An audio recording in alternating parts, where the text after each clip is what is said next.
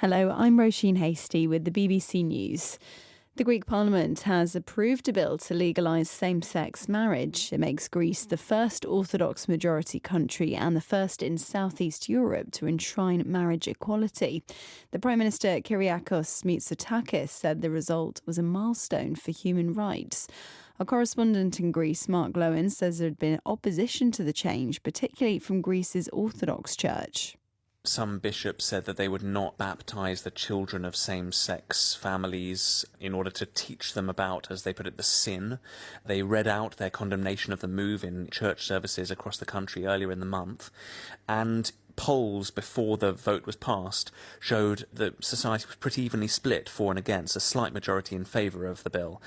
So I think this marks a rare moment in which Greece's politicians have stood up to the Orthodox Church, which still wields huge influence, and it is a moment when the Greek government has decided that this was the way forward and they have to now drag society with the law.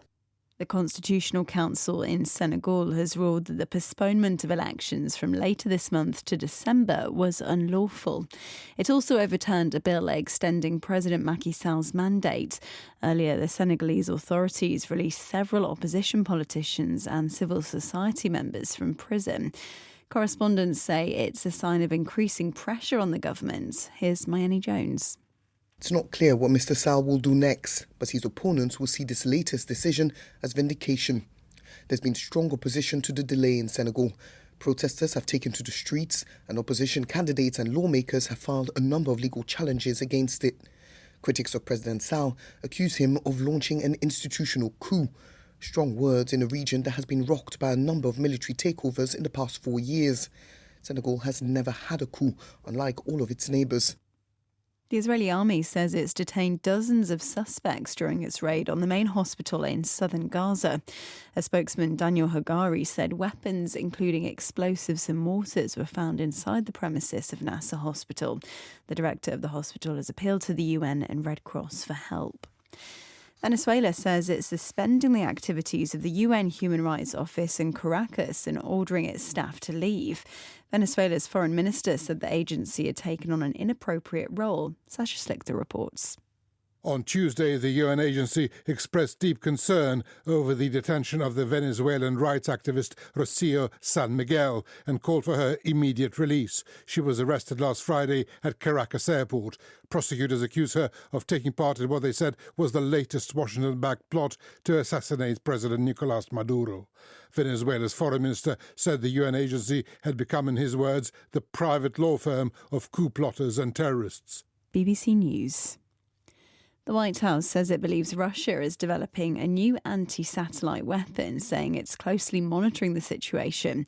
President Biden's national security spokesman John Kirby said the weapon could not be used to attack humans on Earth, but described the development as troubling. He refused to confirm media reports that the space-based weapon was nuclear. The Kremlin said the allegations were a malicious fabrication meant to pressure the US Congress into sending more military aid to Ukraine. The World Food Programme has appealed for unimpeded access to people in need in Haiti, which is being ravaged by gang-related violence. The aid agency said 10,000 people had fled their homes in the past 10 days in the capital, Port-au-Prince. It said a recent surge in violence had prevented it reaching almost 400,000 people who require its support. A big issue has been the closure of schools where the WFP feeds children. The chief executive of Red Bull Racing, Christian Horner, has said allegations of inappropriate and controlling behaviour that have been made against him are a distraction for his team ahead of this year's Formula One season. He was speaking publicly for the first time since the team's parent company started investigating complaints against him by a female colleague. I obviously deny the allegations that have been made, but I'm going through a process and fully respect that process. So for me, it's business as normal. I'm focused on the season ahead. And of course, it is a distraction for the team, but the team are very together. They're very focused on the season ahead and have been tremendously supportive. Microsoft says it's making 4 of its Xbox exclusive games available on other consoles for the first time.